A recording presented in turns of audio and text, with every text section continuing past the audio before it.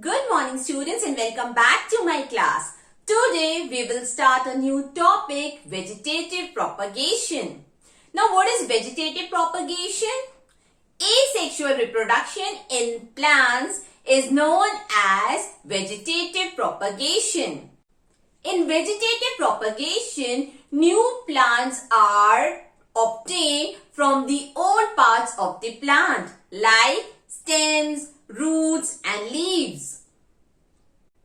This property of vegetative propagation is used in methods such as cutting, layering and grafting to grow many plants like rose, sugarcane or grapes for agricultural purposes.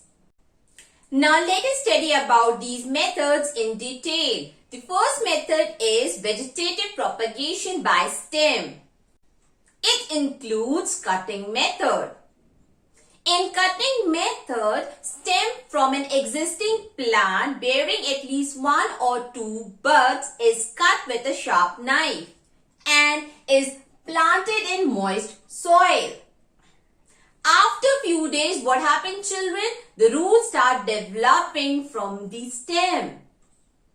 And after some time, when the roots have developed, this stem grows into a new plant. The new plant which is obtained from the stem is exactly same like its parent plant. Children, in cutting method, small stem is cut from the existing rooted plant. एक already planted plant से एक छोटा stem cut किया जाता है और ये ध्यान रखा जाता है कि उस स्टेम में बर्ड्स होना चाहिए, at least one bird. Okay children?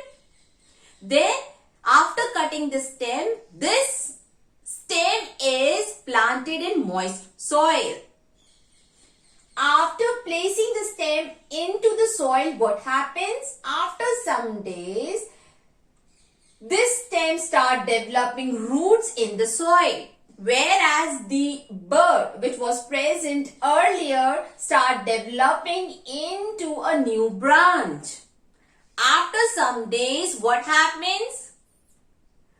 The stem grows into a new plant. The new plant which is developed by cutting method is exactly like the parent plant. Plants like banana, sugarcane, roses can be grown by using cutting method. Vegetative propagation by tubers. Now what are tubers?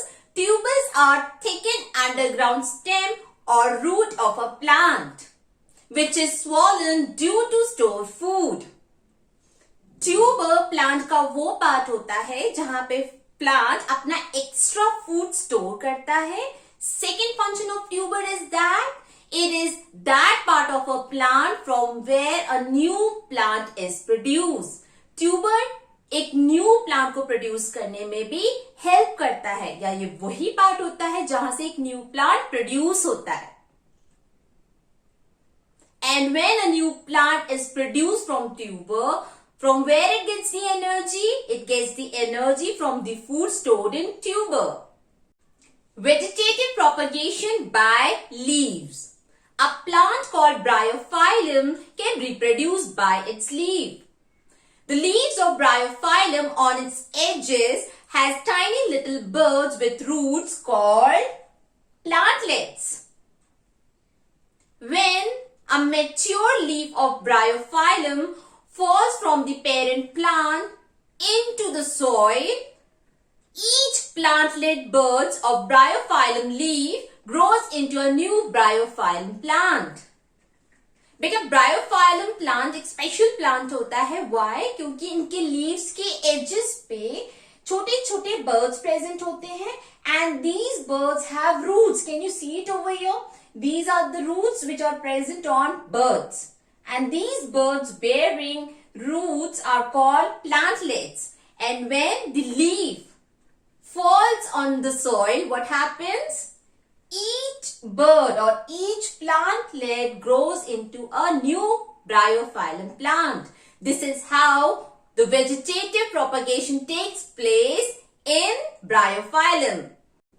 Now let us see some advantages of vegetative propagation. It's a very important topic, children, so listen it very carefully. The new plants produced by vegetative propagation takes less time to grow as compared to plants which are grown by seeds. Second point. The plants grown by vegetative propagation needs less attention in the early time.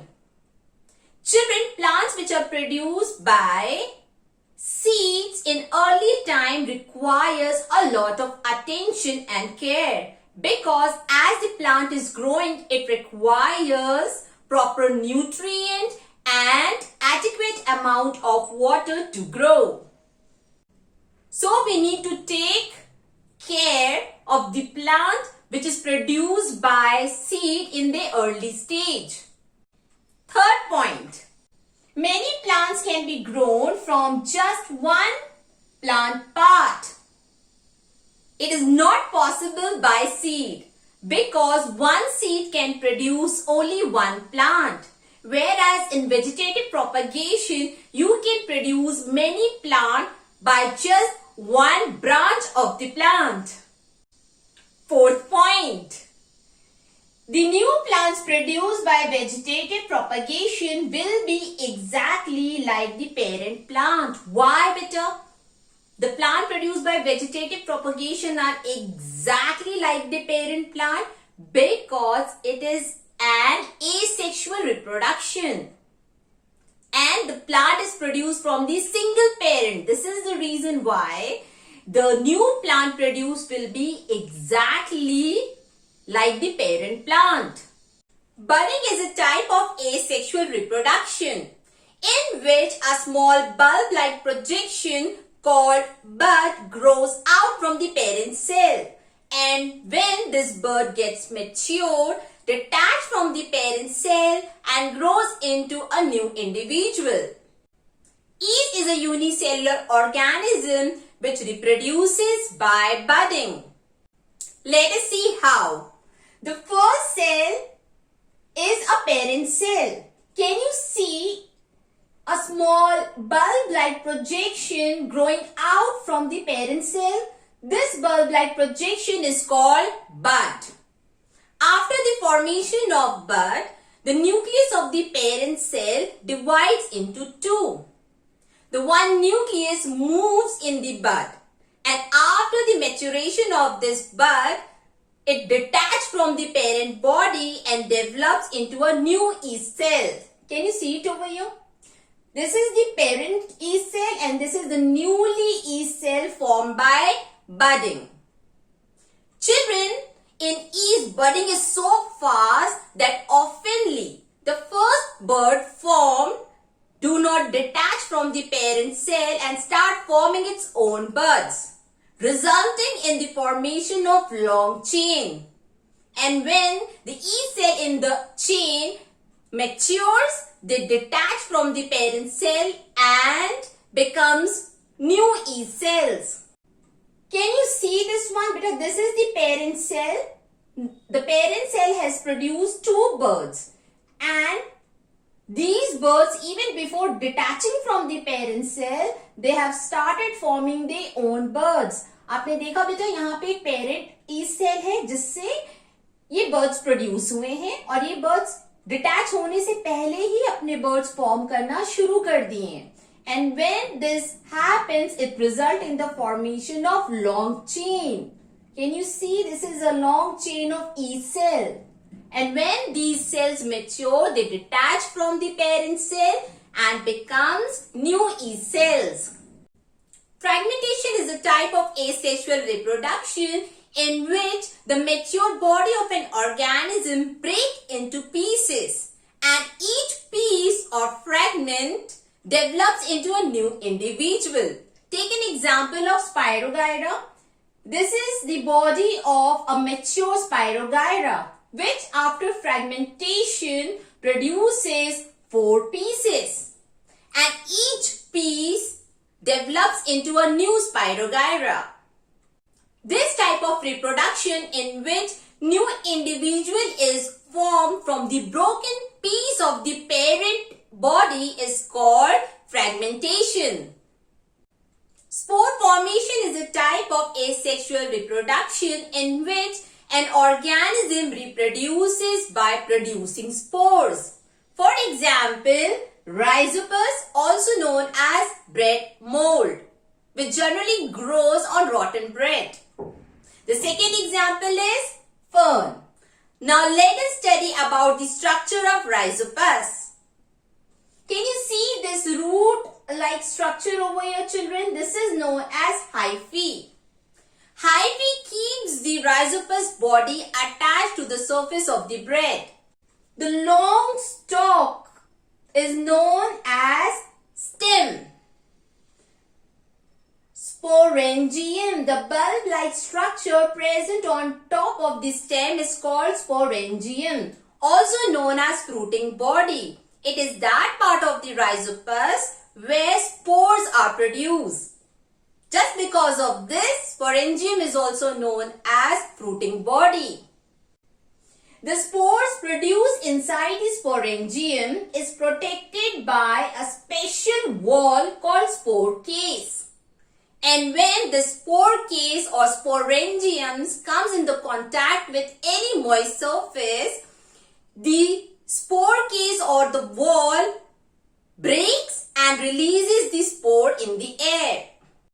Sporangium Rhizopus का वो part होता है जहां पे spores produce होते हैं, और ये स्पोर्स जो प्रोड्यूस होते हैं स्पोरेंजियम के अंदर वो स्पेशली प्रोटेक्टेड होते हैं by a special wall covering called spore case. और जैसे ही स्पोरेंजियम किसी भी मॉइस्ट सरफेस के या ह्यूमिड सरफेस से कांटेक्ट में आता है तो ये वॉल ब्रेक हो जाती है और इसके अंदर के जो स्पोर्स प्रेजेंट होते हैं वो एयर में रिलीज हो जाते हैं. This is how spore formation take place in Rhizopus. Plant like fern reproduces by forming spores, and the fruiting body or sporangium is present on the lower surface of the leaf. As the leaf over here is bearing sporangium, so they are known as frond, or we can say that the leaves of fern are called frond, and the lower surface of the leaf bears fruiting body called sporangium, where the spores are produced. You see it over here, pink circles over here, children? These are sporangium, the place where spores are produced, and the cluster of sporangium is known as sori. With this, we have completed this chapter. In our next class, we will start a new chapter. Till then, take care children. Bye-bye.